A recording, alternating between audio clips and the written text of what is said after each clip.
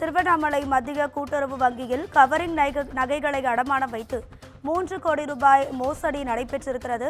இது தொடர்பான கூடுதல் தகவல்களை நமது செய்தியாளர் ஜான்சன் வழங்கிட கேட்கலாம். ஜான்சன், வணக்கம். உங்க விரிவான தகவல்.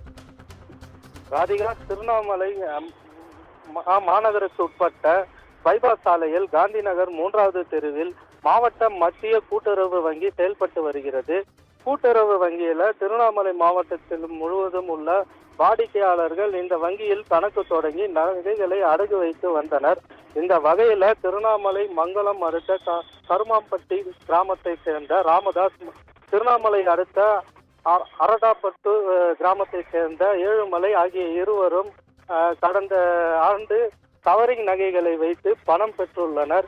இதனைத் தொடர்ந்து ராமதாஸ், ஏழுமலை ஆகிய இருவரும் வங்கி மேலாளர் மற்றும் நகை மதிப்பீட்டாளரிடம் ரகசியமாக பேசி 20க்கும் மேற்பட்ட கவரிங் நகைகளை அடமானம் வைத்து சுமார் 3 கோடி ரூபாய் பெற்றுள்ளனர். இந்த நிலையில சில மாதங்களுக்கு முன்பு கூட்டுறவு வங்கியில் தணிக்கை பிரிவு அதிகாரிகள் ஆய்வு செய்த பொழுது 23க்கும் மேற்பட்ட கவரிங் நகைகளை வைத்து மோசடி செய்தது தெரிய வந்தது.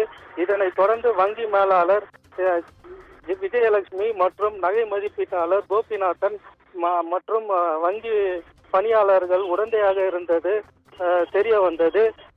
பொருளாதார குற்றப்பிரிவு அலுவலகத்தில் புகார் அளித்து அதன் பெயரில் பொருளாதார குற்றப்பிரிவு ஏடிஎஸ்பி உத்தரவின்படி அந்த தலைமையில் விசாரணை நடத்தி வந்தனர்.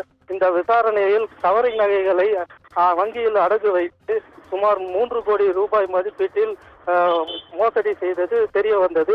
இதனைத் தொடர்ந்து வங்கி மேலாளர் விஜயலட்சுமி, நகை மதிப்பீட்டாளர் கோபிநாத், ஏஜென்டாக செயல்பட்ட ஏழுமலை ஆகிய 3 பேர் மீது பொருளாதார குற்றப்பிரிவு போலீசார் கைது செய்து வேலூர் மத்திய சிறையில் அடைத்தனர். மேலும் இது சம்பந்தமாக மத்திய கூட்டுறவு வங்கியில் கவரிங் நகைகளை வைத்து முகவராக செயல்பட்ட ராமதாஸ் மீது மற்றும் சுமார் 20க்கும் மேற்பட்டோர் மீதும் வழக்கு பதிவு செய்து விசாரணை மேற்கொண்டு வருகின்றனர். கவரிங் நகைகளை வைப்பதற்கு உடந்தையாக இருந்த வங்கி ஊழியர்கள் மீது வழக்கு பதிவு செய்து விசாரணை நடத்தி வருகின்றனர். இதனால திருவண்ணாமலையில் இந்த சம்பவத்தினால் பரபரப்பான சூழல் காணப்படுகிறது. ராதிகா, தகவல்களுக்கு நன்றி ஜான்சன்.